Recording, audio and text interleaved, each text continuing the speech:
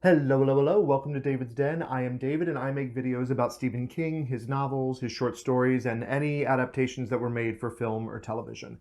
Today I'm taking a break. Well, for the last 11 days I've taken a break from the vlog series I'm doing on the short story collection Night Shift. You can check out those videos here, subscribe down there so you don't miss the rest of the series, and thank God I was 2 weeks ahead in producing content because Gwendy's final task hit the shelves just over a week ago from the day this video is posting. Gwendy's Final Task is the third book in the Gwendy's Button Box trilogy, co-written by Stephen King and Richard Chizmar. As I am examining King's work in publication order, readathon will be jumping about 43 years into the future here, and I hadn't read the first two books in the series, so that's what I have been doing in lieu of night shift watch-alongs.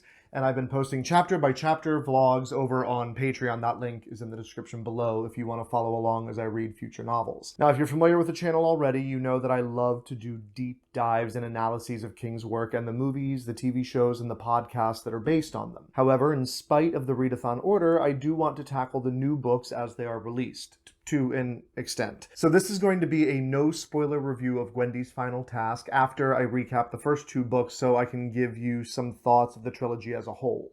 When we get back to Gwendy in readathon order, which considering all we have to get through should be sometime around, I don't know, April of 2819, I'll analyze those books in much more detail.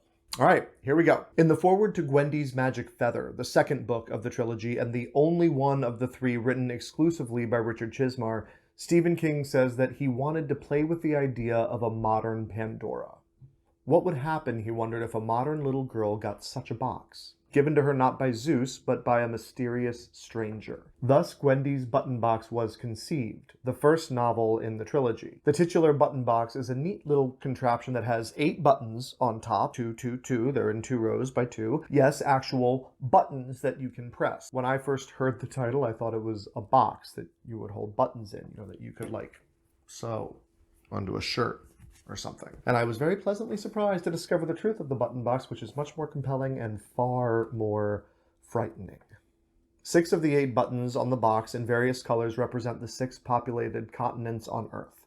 There's also a red button at one end that represents whatever the button box's owner wishes it to represent, and a black button which represents everything. I know that sounds like a lot to deal with, and it is. It's literally everything.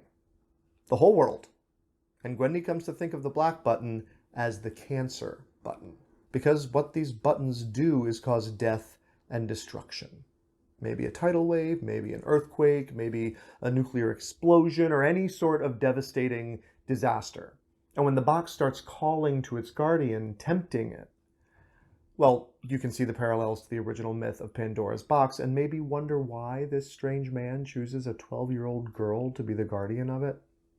Now, besides the 8 buttons, there are 2 levers on the box, so small you have to use your pinky to pull them. Even a 12-year-old girl has to use her pinky. When you do, though, a small door opens in the center of the box, and depending on which of the 2 levers you pull, the box will dispense either an 1891 Morgan silver dollar, very expensive, or a small chocolate in the shape of an animal. They're insanely detailed, and no 2 chocolates are alike. Well, most of the time you'll get a coin or a chocolate. The box has an unlimited supply of both, but it can also be temperamental and not dispense anything. And as I said, they were expensive. Those silver dollars in mint condition are worth $600 a piece when the story starts, and that's back in 1974. They come in handy for Gwendy, as do the chocolates, which just make her life better. Seriously, I don't know how else to describe it. Gwendy wants to lose weight and get good grades, and the chocolates make those things happen. They also make her parents stop drinking and fall in love with each other again. They help her win races on the track team, and they even improve her eyesight so she doesn't need glasses anymore. Stephen King says the story went fine at first, but then I began to run out of gas. I think I was at the point where Gwendy's trying to figure out how to keep the box hidden from her parents. It all began to seem too complicated. Worse, I didn't know what came next. I stopped working on the story and turned to something else. Then one day I got an email from Richard Chizmar, creator and editor of Cemetery Dance Publications, and the author of some very good short stories in the fantasy/horror genre. He suggested casually, I think, with no real expectation that I'd take him up on it, that we might collaborate on a story at some point.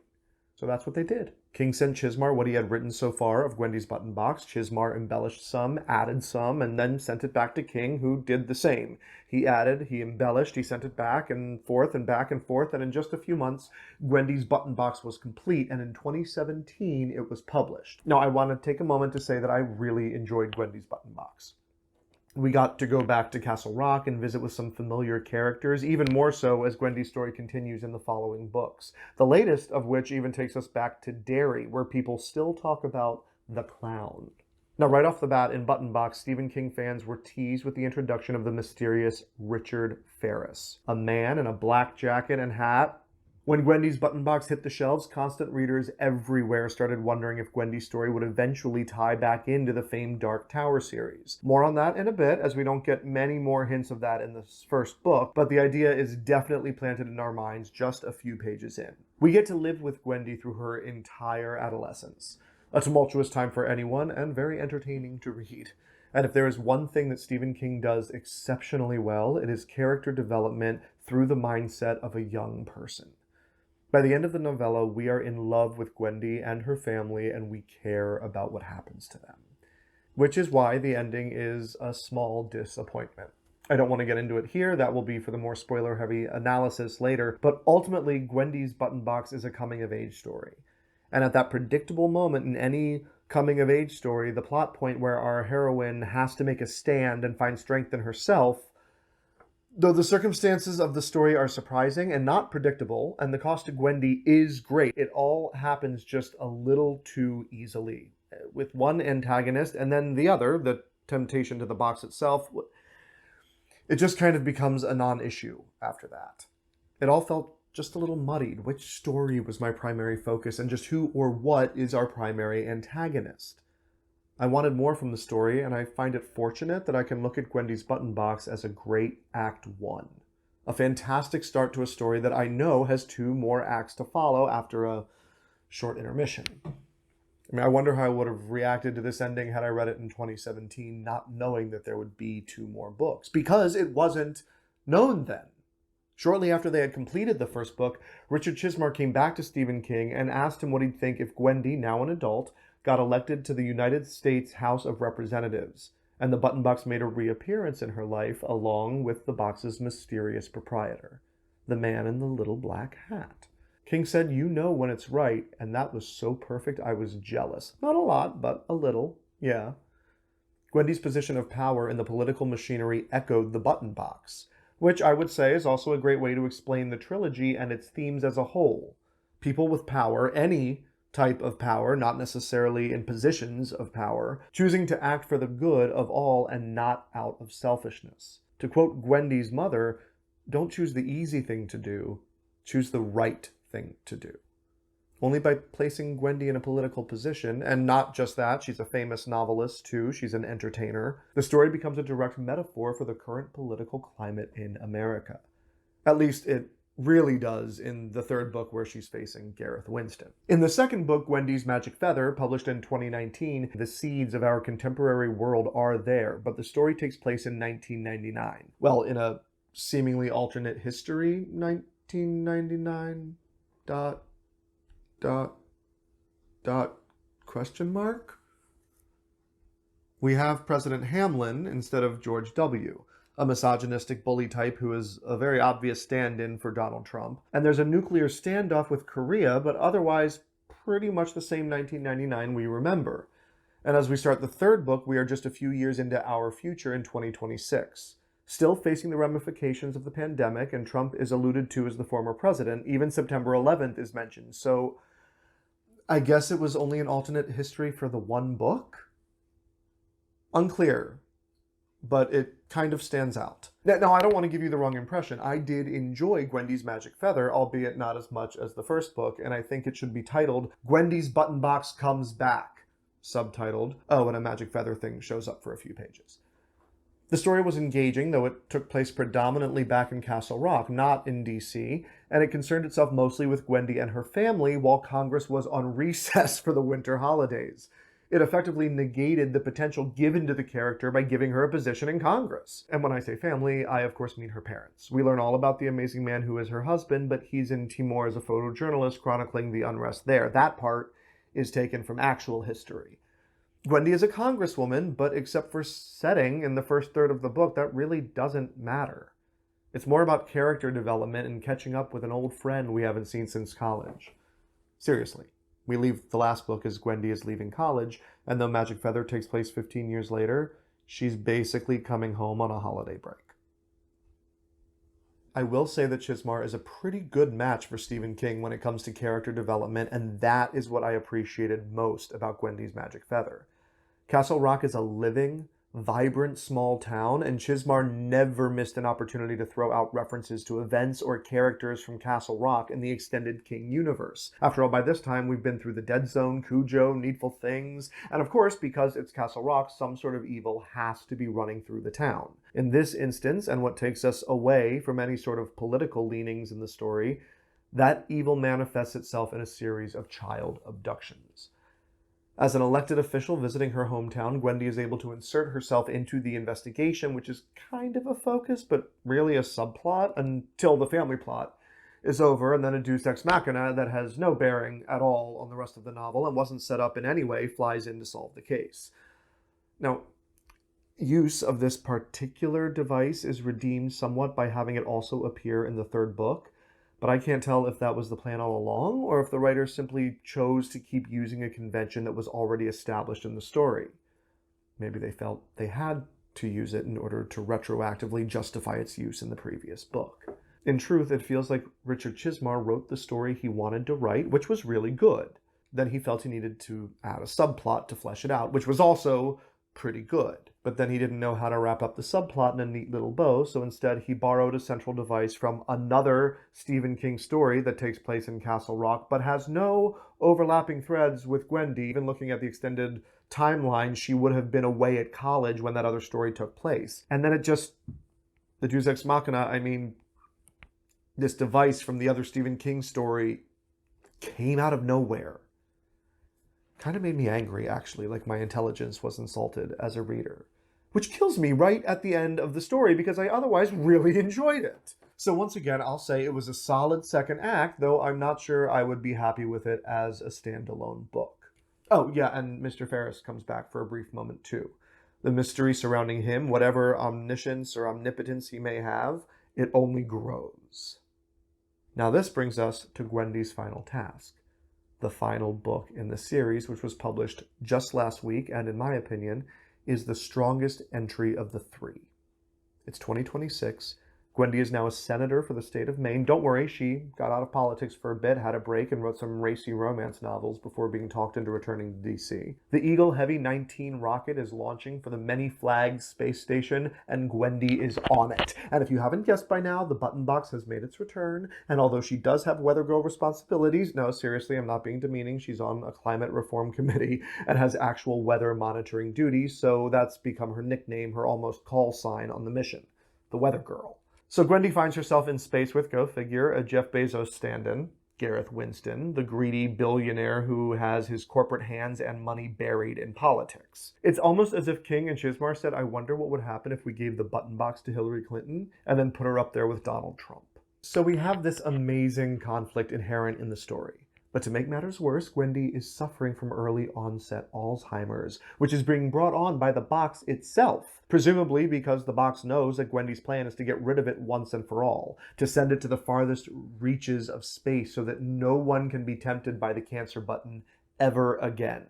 Because through the years, while the box was in the care of others, not everyone was able to resist the temptation, and shall we just say, accidents have happened.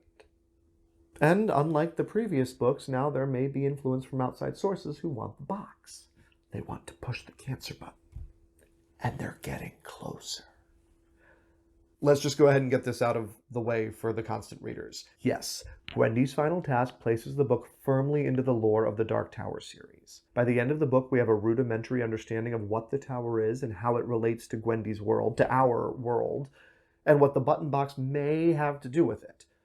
There are enough references to extraterrestrial life in the third book and to fantasy worlds through the whole series that we fully buy into everything from parallel worlds to beings who are phasing out of space and time. In fact, one thing that caught me in the very first chapter of the very first book is 12-year-old Gwendy thinking, I've entered one of those places I like to read about.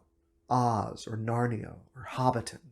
Across all three books, every small reference to Gollum or a comic book hero or Peter Pan just opens the door to fantastical possibilities, priming us for the revelations regarding the Dark Tower fantasy world. Hell, even her name, Gwendy tells Mr. Ferris in that very same first chapter of the same first book, my father wanted a Gwendolyn. That was his granny's name. And my mom wanted a Wendy, like in Peter Pan. So they compromised.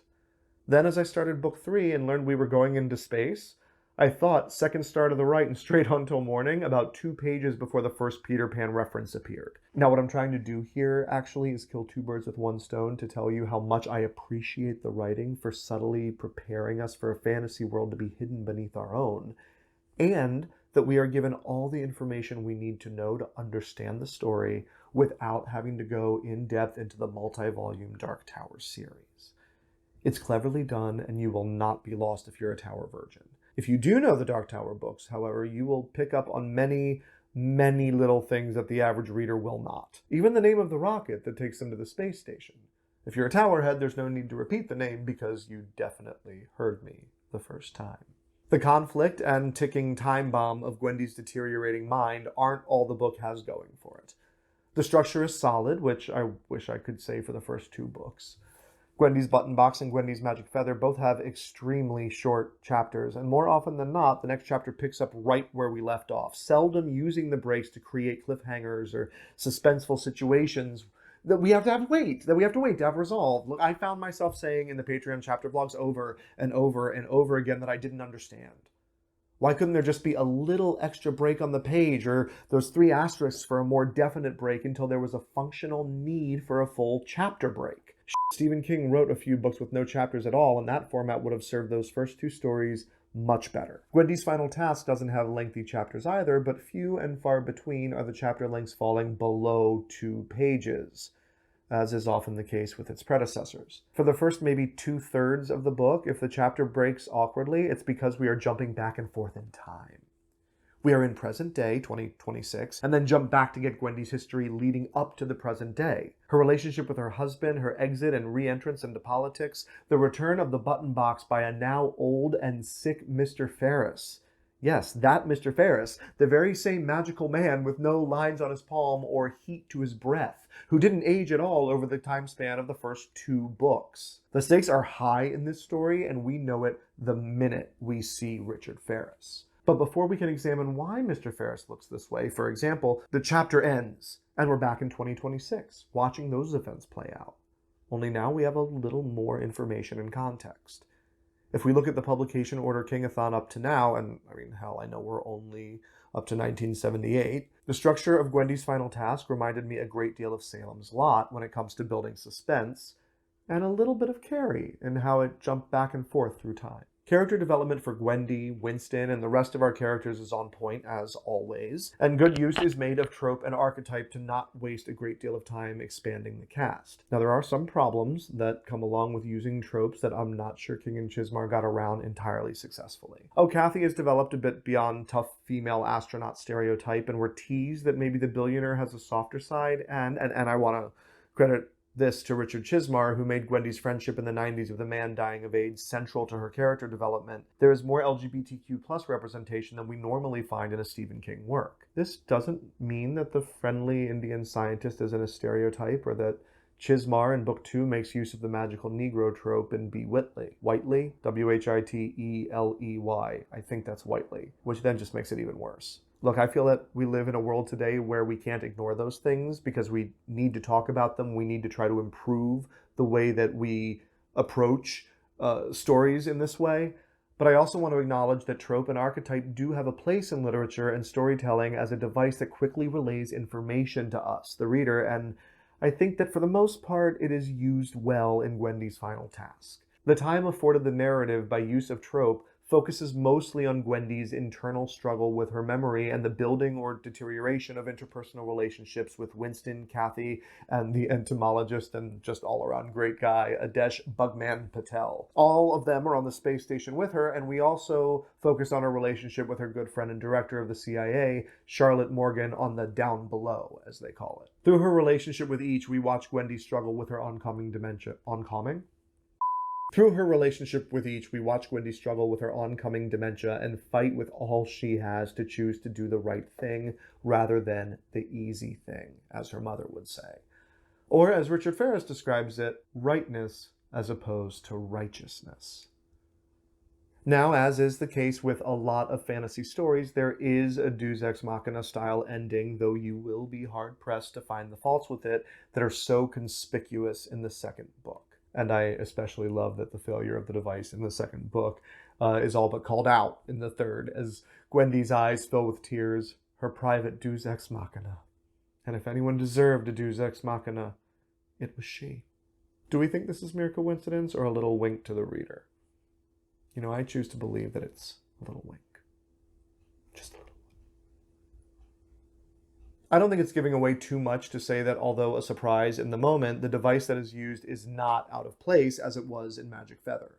The device that swoops in to aid our heroine at the end of Gwendy's final task is justified not only within the single book we're holding in our hands, but in hindsight it can be seen to stretch back to the first few pages of the first book of the trilogy, as can the moral lessons taken from the book. Setting Gwendy's final task in 2026 in a world still dealing with COVID-19 and acknowledging the dissent found in our country, the political, racial, and economic divisions we see everywhere, then adding in a lesson about moral fiber in the backdrop of the Cold War in Book 1, moving to a nuclear standoff in Book 2 that mirrored a real-life situation at the time of the book's publishing, and now in Book 3, set in the very near future and offering an in-story ultimatum threat to our world. Look, I won't go so far as to say the theme of this book, of this trilogy, is allegorical, but I will say it can easily be seen as a call to action.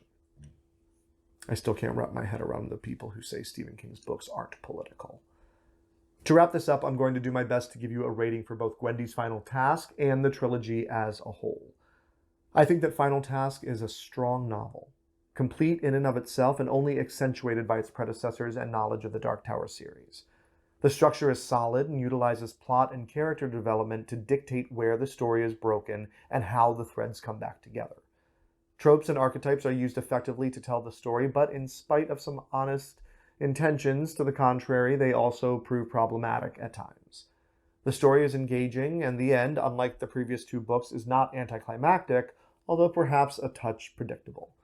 On a scale of 5, I give Gwendy's Final Task a rating of 4 stars. Now, I want to be clear here. I only say that the endings of the first two books feel anticlimactic because I'm thinking of how I would have read them at the time that they were published. Reading all 3 books back to back in under a week and a half, I find them to have the proper build of a first and second act in a 3-act story, if Act 2 is a little too long.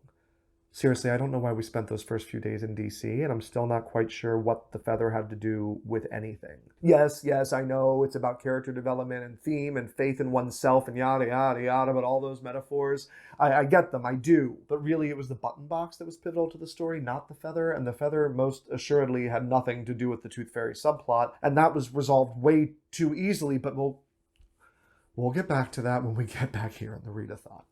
I think what I'm trying to get at here is that the books make much more sense as a trilogy, and I almost feel sorry for those of you who read the first one thinking it was complete in and of itself. I think that Stephen King and Richard Chizmar should have bounced the draft back and forth a few more times, fixing the structure of the first 2 books maybe, or possibly until a full novel developed.